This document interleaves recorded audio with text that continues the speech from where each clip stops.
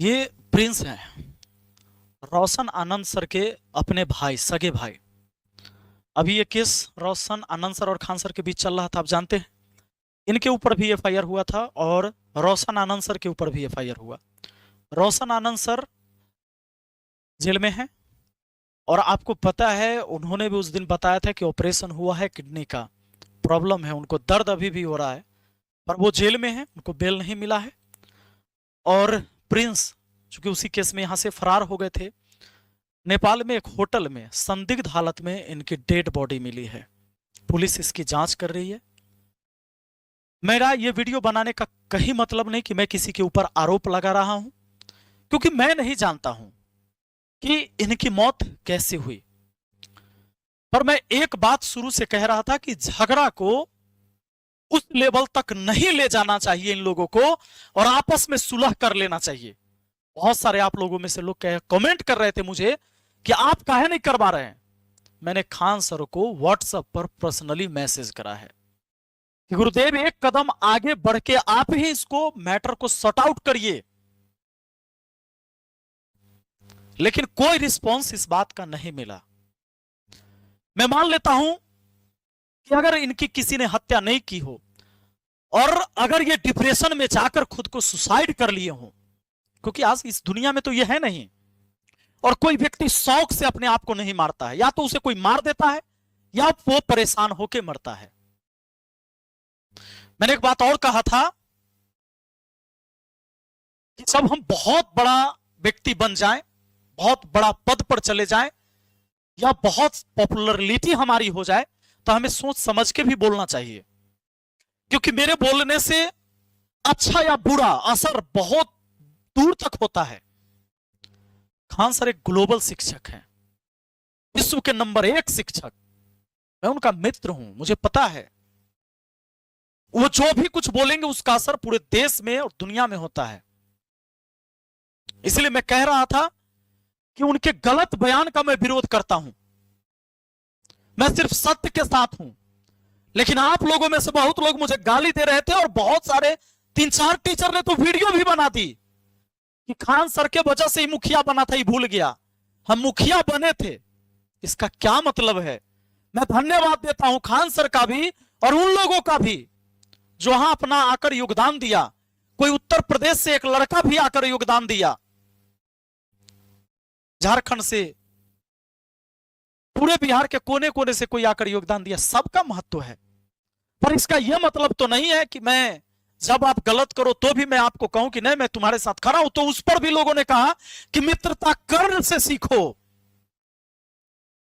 अगर मैं कर्ण बन जाऊं तो क्या मैं दुर्योधन को इस महाभारत में जिताने के लिए प्रयास करूं?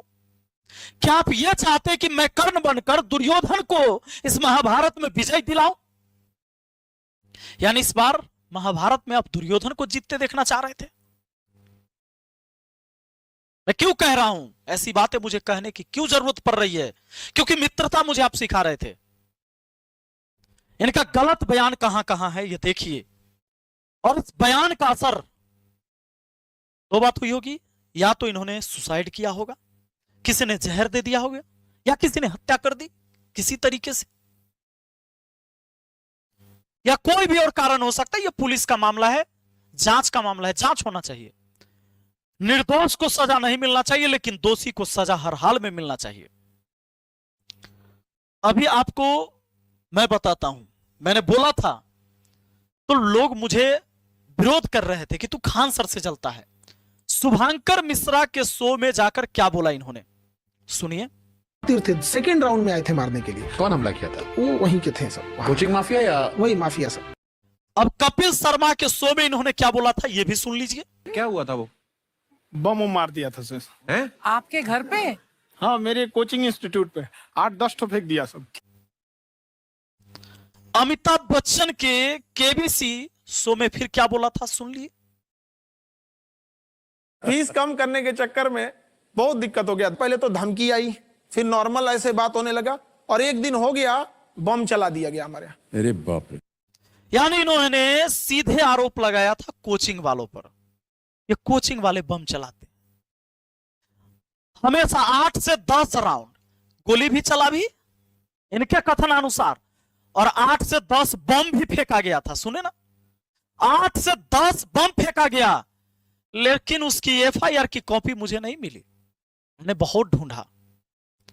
मैं कहता हूं खान सर आप ही बता दो एफआईआर की वो कॉपी कि 8 से 10 बम फेंकने वाला व्यक्ति जो आपके सीसीटीवी में भी आया, कौन कौन था? क्या उसमें टीचर था, या आप जबरदस्ती यहां के शिक्षकों को बदनाम करने का प्रयास कर रहे हैं? अगर किसी गुंडे ने फेंका होगा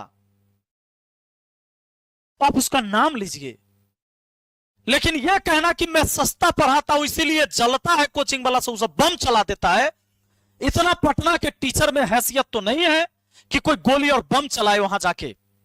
और इस बार का बयान, चूंकि इतना बार आपको किसी ने रोका नहीं, क्यों नहीं रोका? क्योंकि फैन फॉलोअर ज्यादा है और लोग मानते हैं कि जिनके सब्सक्राइबर ज्यादा वो सबसे ज्यादा ईमानदार। तो बिहार में दूसरा सबसे बड़ा ईमानदार मैं हूं, क्योंकि खान सर के फॉलोअर के बाद शिक्षक में दूसरा सबसे ज्यादा फॉलोअर तो मेरा है, तो मुझे दूसरा सबसे बड़ा ईमानदार घोषित कर दो। क्या फॉलोअर तय करेगा कि आपकी ईमानदारी का प्रमाण पत्र? इन 3 जगह किसी ने नहीं रोका, क्योंकि अगर किसी ने रोकता तो उसको गालियां पड़ती। क्योंकि हमारा तो दुर्भाग्य है, हमारा देश का ही दुर्भाग्य है कि किसी को या तो हम देवता मानते हैं, न तो किसी को हैवान मानते हैं। कभी हम राम रहीम को भगवान मानते हैं, फिर उसको हैवान मानते हैं। कभी आसाराम को पहले हम भगवान मानते हैं, फिर उसको हैवान मानते हैं। उसकी गलती मिल जाएगी तो हैवान है, और नहीं तो वो देवता है। मैं कहता हूं हाथ जोड़कर इंसान को इंसान रहने दो। इंसान से गलतियां भी होती है, उसके गलती पर रोको उसे, और उसका सच्चाई में साथ दो उसे, चाहे वो कोई भी हो, अगर कुछ बदलना चाहते हो तो। यहां नहीं रोका।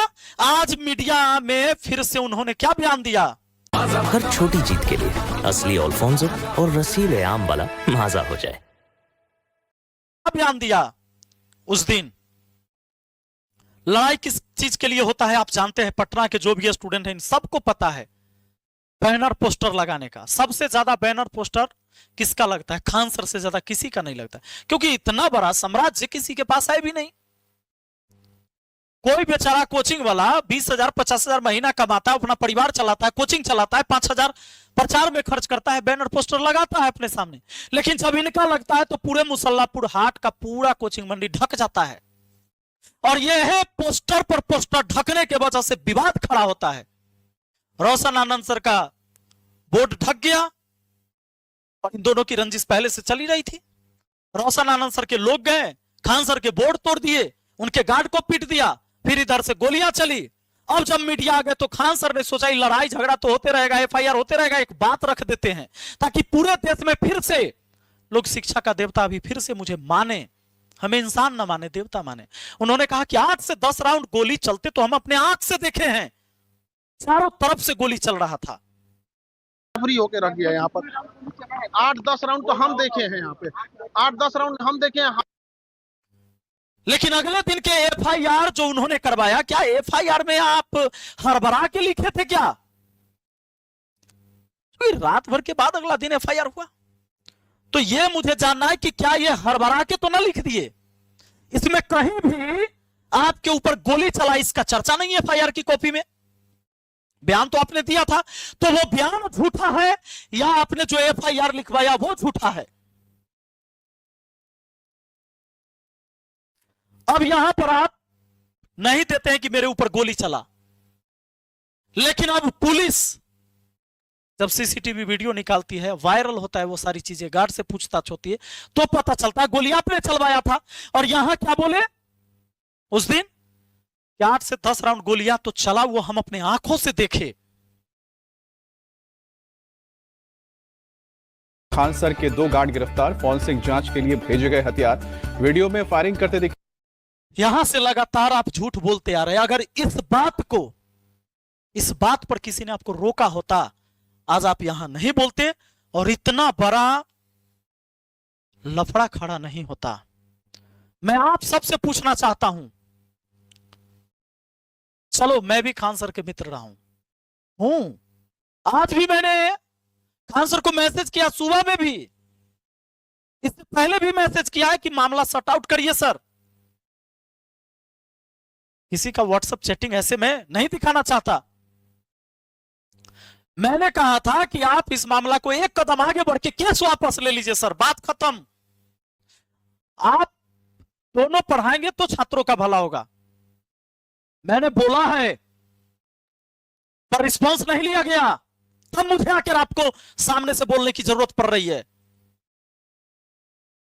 आज भी मैंने मैसेज किया था। एक बच्चा जब वहां से, देखिए प्रयागराज से, ये बच्चा जो है मोहम्मद फैजल इनका नाम है, यूपीएससी के आह्वान बैच में एडमिशन ले लिया। 40,000 रुपया इसने जमा किया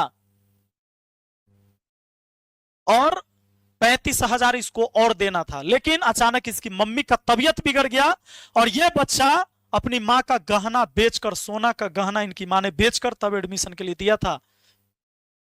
इस बच्चा ने एडमिशन ही लिया था, 4 दिन क्लास किया था, बोला कि अब मैं पढ़ने नहीं आ पाऊंगा। वहां डायरेक्टर ने कहा कि भाई हम यहां से फ्री रिफंड नहीं कर सकते, खान सर को मेल करो। खान सर को मेल करके बेचारा थक गया। उसके बाद मुझे मैसेज किया कि सर आपके मित्र हैं, मुझे पैसा वापस दिला दीजिए। मैंने भेजा, कोई रिस्पॉन्स नहीं।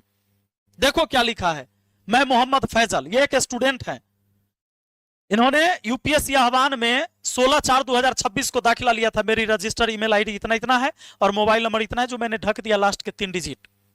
मैंने इस कोर्स के लिए 40,000 रुपए का भुगतान किया था। केस क्या है कि मेरी मम्मी का तबीयत अचानक खराब हो गया, मेरे पास पैसा नहीं है कि मैं अपनी मम्मी का इलाज करवा सकूं। मुझे फी भरने के लिए मेरी मम्मी ने अपना सोना के जेवर बेचकर फी दिया था। सर मैं आपसे विनम्र निवेदन करता हूं कि मेरे मामले की समीक्षा करें और मेरी फीस जो है इस अकाउंट में रिफंड करने की कृपा करें। मैंने भुगतान की रसीद भी इस ईमेल के साथ संलग्न कर दी है, जो उस स्टूडेंट ने मुझे यहां भेजा, 40,000 का। आप ना तो कपिल शर्मा के शो में कभी बोले, ना शुभांकर मिश्रा के शो में बोले, ना अमिताभ बच्चन जी के शो में बोले कि हम 40,000 वाला फी भी लेते हैं ऑनलाइन और 75,000 ऑफलाइन का भी लेते हैं। हाँ, 200 का चर्चा किए थे आप। टाटा की एक गाड़ी आती है, कोई गाड़ी 5 लाख की है और कोई गाड़ी 30 लाख की। टाटा बताता है कि गाड़ी मेरा 5 लाख का है, 30 लाख का है। और आप कोचिंग माफिया यहां के सारे शिक्षकों को बोलते कि वो मेरे ऊपर जो है से बम चलवा देता है, क्योंकि हम कम फीस में पढ़ाते हैं और ज्यादा रिजल्ट होता है, इसलिए टीचर बम नहीं चलवाता है। और किसी से आपकी लड़ाई झगड़ा होती है, किससे होती है आपको भी पता है, लेकिन आपको पता है कि उसका नाम लेने से वाहवाही नहीं होगा। जब भी पटना के कोचिंग में झगड़ा होता है तो मेन होता है चंदा वाला प्रॉब्लम। जब भी दुर्गा पूजा आएगा, लक्ष्मी पूजा आएगा, सरस्वती पूजा आएगा, चंदा मांगने का प्रॉब्लम है। जिसके पास ज्यादा स्टूडेंट है वो ज्यादा चंदा देगा, नहीं दिया तो भाई लड़ाई झगड़ा होता है। लेकिन उसको तुरंत भजाते हैं ऐसे कि यहाँ के शिक्षक जो हमसे जलता है वो बम चलवा देते हैं। शिक्षक की इतनी औकात हो गई, 10-10 को बम लेके यहां आ गया और आपने एफआईआर नहीं उसके नाम पर करवाया। और फिर पटना पुलिस कहां थी? 10 को बम चल जाएगा पटना में, पटना पुलिस को नहीं पता चलेगा कौन कौन अरेस्ट हुआ था, उसमें कौन टीचर था, उसका नाम तो होना चाहिए ना।